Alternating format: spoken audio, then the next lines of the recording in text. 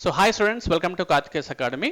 మరి all India level స్థాయిలో UPSC ఎగ్జామ్కి ప్రిపేర్ అభ్యర్థులందరికీ కూడా ఈరోజు మనము సివిల్ సర్వీసెస్ ఎగ్జామినేషన్ 2024లో రాసినటువంటి రిజల్ట్స్కి సంబంధించినటువంటి కంప్లీట్ మార్క్స్ ఏంటి, కట్ ఆఫ్స్ ఎలా ఉన్నాయి, ప్రిలిమ్స్, మెయిన్స్ మరియు ఫైనల్ రిజల్ట్కి వచ్చినటువంటి మార్క్స్ని ఈరోజు ఆల్రెడీ యూపీఎస్సీ వాళ్ళు రిలీజ్ చేశారు. దాన్ని ఒకసారి మనం చూద్దామండి. మరి 2025-26కి మన కార్తికేస్ అకాడమీ కూడా యూపీఎస్సీ అడ్మిషన్స్ అయితే ప్రారంభించడం జరిగింది. సో స్క్రోల్ అవుతున్న నెంబర్ కాల్ చేయొచ్చు, డిస్క్రిప్షన్లో కూడా మా వాట్సాప్ నెంబర్ ఉంటుంది, దానికి ఒకసారి కాల్ చేయొచ్చు. ఇక యూపీఎస్సీ మనకి తెలుసు 3 స్టేజెస్లో ఉంటుంది ఎగ్జామినేషన్ మోడల్ అంతా కూడా. ముందుగా ప్రిలిమినరీ ఎగ్జామినేషన్ ఉంటుంది, దాంట్లో పేపర్ 1, పేపర్ 2 ఉంటుంది. పేపర్ 1 జనరల్ స్టడీస్ ఉంటుంది, పేపర్ 2 సీసాట్ పేపర్ ఉంటుంది.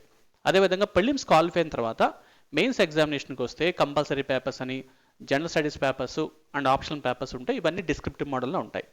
మెయిన్స్ క్వాలిఫై అయినటువంటి అభ్యర్థులు కూడా ఇంటర్వ్యూస్కి వస్తారు, దాన్ని మనం personality test or mock interviews అంటూ ఉంటాం.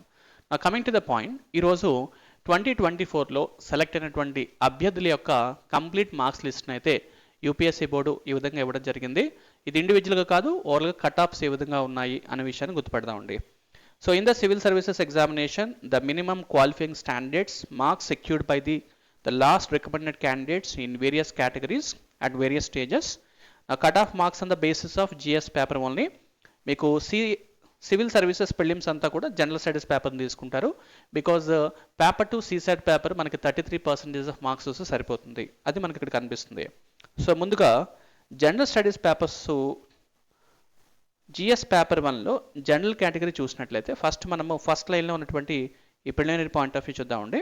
ఒకసారి మార్క్స్ చూసినట్లయితే అవుట్ ఆఫ్ 200 మార్క్స్ మనకి జిఎస్ పేపర్ 100 క్వశ్చన్స్ ఉంటుంది, అండ్ ఈచ్ క్వశ్చన్ 2 మార్క్స్ ఉంటాయి. సో దాదాపుగా 200 మార్కులకి కండక్ట్ చేసేటువంటి ఈ జనరల్ స్టడీస్ పేపర్ 1లో జనరల్ కేటగిరీకి వచ్చేటువంటి మార్క్స్ చూస్తే 87.98 మార్క్స్ వస్తే వాళ్ళు ప్రిలిమ్స్ క్వాలిఫై అయినట్టు, అంటే మెయిన్స్కి రాస్తారనమాట.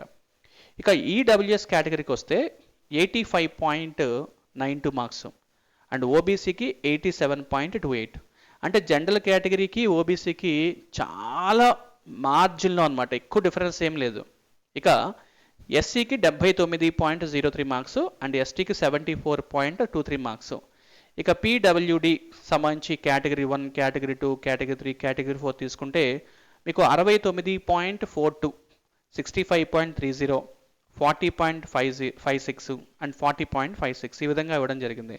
అంటే 87 నుంచి 40 వరకు కూడా వివిధ కేటగిరీలో ఈ జనరల్ స్టడీస్ పేపర్ యొక్క మార్క్స్ అయితే ఇవ్వడం జరిగింది.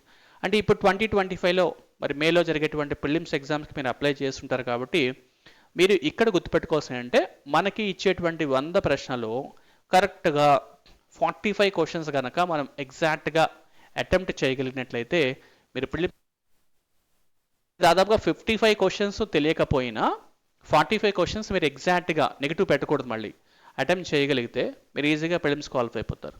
దాంతోపాటు మధ్యాహ్నం జరిగేటువంటి సీసాట్ పేపర్లో 33% ఆఫ్ మార్క్స్ అంటే 66 మార్క్స్ వస్తే మ్యాక్సిమం క్వాలిఫై అయిపోయినట్టే.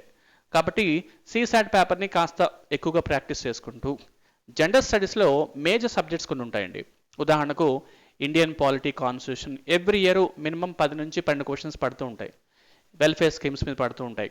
తర్వాత ఎకాలజీ, ఎన్వైరన్మెంట్ రీసెంట్గా ఎక్కువగా క్వశ్చన్స్ అడుగుతున్నాడు, దాన్ని బాగా చూసుకోవాలి. ఇక హిస్టరీకి వచ్చినట్లయితే modern history, art and culture మీద ఎక్కువగా ప్రశ్నలు అడుగుతున్నాడు. సో అభ్యర్థులు ఇప్పటికే ఆల్రెడీ మీ ప్రిపరేషన్ ఫినిష్ చేసుకుంటారు కాబట్టి వీటి మీద కాస్త ప్రైమరీ అవగాహన కలిగి ఉండి ఎక్కువ నెంబర్ ఆఫ్ ప్రాక్టీస్ టెస్టులు రాయాలండి. మల్టిపుల్ నెంబర్ ఆఫ్ క్వశ్చన్స్ రాస్తే వాటి మీద మీకు ఎక్కువగా ప్రాక్టీస్ అయిపోతుంది. ఇక ప్రిలిమ్స్ క్వాలిఫై అయిన తర్వాత ఒకసారి మెయిన్స్ కట్ ఆఫ్ చూడండి. ప్రిలిమ్స్ క్వాలిఫై అయిన తర్వాత మెయిన్స్కి వస్తారు. మెయిన్స్ జనరల్ కేటగిరీ 729 మార్కులు వస్తే చాలు, మీరు ఇంటర్వ్యూకి అటెండ్ అయిపోవచ్చు. అలాగే ఈడబ్ల్యూఎస్ కేటగిరీలో 696 మార్క్స్, ఓబీసీ కేటగిరీలో 702 marks, SC 685, ST 684, just 1 mark difference అనమాట. ఇక పీడబ్ల్యూ కేటగిరీ 663, 696, 307 అండ్ 361. అంటే 307 మార్కులు కనుక వచ్చుంటే ఈ పీడబ్ల్యూ3 కేటగిరీలో మీరు మెయిన్స్ క్వాలిఫై ఇంటర్వ్యూకి వెళ్ళిపోతారు. అంటే ఎంత తక్కువ మార్క్స్ చూడండి. నెక్స్ట్ ఫైనల్ రిజల్ట్ వచ్చిన తర్వాత అంటే మీరు ఇంటర్వ్యూ కూడా అటెండ్ అయ్యారు. ఇక ఫైనల్ రిజల్ట్ వచ్చిన తర్వాత మీరు మార్క్స్ చూసినట్లయితే 947 మార్కులు వచ్చాయనుకోండి, మీరు ఆటోమేటిక్గా ర్యాంక్ వచ్చేసినట్టే. And EWS 917, OBC 910 and SC category 880 and ST వచ్చేసి 884 అండ్ పీడబ్ల్యూడి 876 913 701 అండ్ 461 మార్క్స్. అంటే దాదాపుగా 947 461 మార్క్స్ డిఫరెంట్, అంటే 50% అనుకోండి. అంటే ఈ రేంజ్లో కనుక మీ మార్క్స్ ఉన్నట్లయితే మీరు యూపీఎస్సీ సెలెక్ట్ అయినట్లే. సో ఇదే విధంగా మనం ఈ సంవత్సరం ఎంతోమంది యూపీఎస్సీ ఆస్పిరెంట్స్ సెలెక్ట్ అయ్యారు. నేను చాలా ఇన్స్పైర్ అయినటువంటి కొన్ని స్టోరీస్ ఉన్నాయి. ఒక సాధారణమైనటువంటి ఒక ఈవెన్ మధ్యతరగతి కన్నా ఇంకా తక్కువగా ఉన్నటువంటి అభ్యర్థులు మరి ఆల్ ఇండియా లెవెల్లో యూపీఎస్సీ ఎగ్జామ్ రాసి క్వాలిఫై అటు ఐఏఎస్లో ఐపీఎస్గా సెలెక్ట్ అయినటువంటి రోజులు. కాబట్టి మన భారతదేశము చక్కటి దేశము, అందరికీ సమాన అవకాశాలు లభిస్తాయి, రాజ్యాంగబద్ధంగా మన అవకాశాలు అందిపుచ్చుకోవచ్చు. కాబట్టి అభ్యర్థులు మైండ్లో ఎక్కువ ఆలోచనలు పెట్టుకొని కాంప్లెక్సిటీ పెంచుకోకుండా కన్ఫ్యూషన్ తీసేసి చక్కగా ప్రిపరేషన్ మొదలుపెట్టి ఎక్కువ నెంబర్ ఆఫ్ టైమ్స్ ప్రాక్టీస్ చేయండి. ఇదే విధంగా మన కార్తికేస్ అకాడమీ కూడా ఎక్సలెంట్గా దాదాపుగా 10 సంవత్సరాల నుంచి మంచి మంచి ర్యాంకులు సాధిస్తూ అటు యూపీఎస్సీ గ్రూప్ 1లో మంచి రిజల్ట్ని అయితే అందిస్తూ ఉన్నామండి.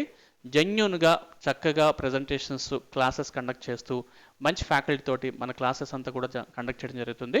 మరి ఈ స్కోల్ అవుతున్న నెంబర్కి మీరు కాల్ చేసినట్లయితే టార్గెట్ ఐఏఎస్ 2025-26 బ్యాచెస్ అయితే అడ్మిషన్ స్టార్ట్ అయ్యింది. మన కార్తికేస్ అకాడమీ ఈ సంవత్సరం నుంచి 1 ఇయర్ మాడ్యూల్తో పాటు 2 ఇయర్స్ మాడ్యూల్ 3 ఇయర్స్ మాడ్యూల్ కూడా తీసుకురావడం జరిగింది. అంటే మీరు ఒక 1 ఇయర్లో మీ ప్రిపరేషన్ అంతా కూడా ఫినిష్ చేసుకుని సెకండ్ ఇయర్ అంతా కూడా రివిజన్స్, ఆప్షనల్ పేపరు, మెంటార్షిప్ తీసుకోవచ్చు. ఈ విధంగా 1 to 2 ఇయర్స్ మీరు కనుక పర్ఫెక్ట్గా ప్రిపేర్ అయితే యూపీఎస్సీలో మంచి ర్యాంక్ సాధించవచ్చు. అఫ్కోర్స్ అండి, మీరు చూస్తే ఇప్పుడు వచ్చినటువంటి అనేక మంది ర్యాంకుల్లో సింగిల్ అటెంప్ట్లో కొట్టిన వాళ్ళు చాలా తక్కువ మంది ఉంటారు. అంటే నేను ఇలా ప్రిపేర్ అయ్యాను వెంటనే నాకు యూపీఎస్సీ వచ్చేసిందంటే మాత్రం అది అంత కరెక్ట్ కూడా కాదు. బట్ ఆల్రెడీ వాళ్ళకి ప్రీవియస్ ఎక్స్పీరియన్స్ ఉండి ఉంటుంది. వాళ్ళు డెఫినెట్గా అటు డిగ్రీలో కానీ బీటెక్లో కానీ కాస్త వాటి మీద అవగాహన ఉండి వాళ్ళు అప్పటికే ప్రిపరేషన్ స్టార్ట్ చేసి ఉంటారు. కాబట్టి మీరు ఫస్ట్ అటెంప్ట్ ఇచ్చి క్వాలిఫై అవ్వలేదు, రెండో అటెంప్ట్ ఇచ్చి క్వాలిఫై అవ్వలేదు అనే విషయాన్ని మైండ్లో తీసేయండి. ఎందుకంటే ఈ రోజుల్లో ఒక ప్రైవేట్ ఉద్యోగానికి కొన్ని లక్షల మంది అప్లై చేసిన రోజులు. ఇటీవల ఒక రాష్ట్రంలో జస్ట్ ప్యూన్ ఉద్యోగాలకి అంటే నా ఉద్దేశం ఒక ప్యూన్ ఉద్యోగానికి అప్లై చేసినప్పుడు పిహెచ్డి పీడిఎఫ్ కంప్లీట్ చేసినటువంటి వాళ్ళు కూడా అప్లై చేస్తారు. 5 లక్షల మంది అప్లై చేసినటువంటి సందర్భాలు ఈ రోజుల్లో మనకు కనిపిస్తున్నాయి. కాబట్టి అతిపెద్ద competitive exams all India level exam UPSC. మరి అలాంటి ఎగ్జామ్ ప్రిపేర్ అవుతున్నప్పుడు ఒక చిన్న డిస్టర్బెన్స్కే మీ ప్రిపరేషన్ ఆపకూడదు. ప్రిలిమ్స్ క్వాలిఫై అయ్యాం, మెయిన్స్ అవ్వలేదు, మళ్ళీ ప్రిపరేషన్ మొదలు పెట్టండి. మళ్ళీ ప్రిలిమ్స్ క్వాలిఫై అయ్యారు, మెయిన్స్ క్వాలిఫై అయ్యారు, ఇంటర్వ్యూకి వెళ్ళారు, మేబీ సంథింగ్ సమ్వేర్ మళ్ళీ వెనక రావాల్సి వచ్చింది, తప్పదు. బికాస్ దాదాపుగా మనకున్నటువంటి 28 రాష్ట్రాలు, 8 యూనియన్ టెరిటరీస్లో చాలామంది అభ్యర్థులు మన దేశంలో అత్యున్నత ఐఏఎస్ ఎగ్జామ్కి క్వాలిఫై అవ్వాలని కోరుకుంటారు కదా. సో కాబట్టి మన యొక్క ఎడ్యుకేషన్ బ్యాక్గ్రౌండ్స్ని మరొకసారి వెరిఫై చేసుకొని మనం కంప్లీట్గా దాని మీద ప్రాక్టీస్ చేసినట్లయితే ఏదో ఒక రోజు మీరు కూడా ఐఏఎస్ అవుతారు.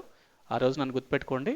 This is academy director sir from Karthikes academy and I wish you all the best. Thank you very much.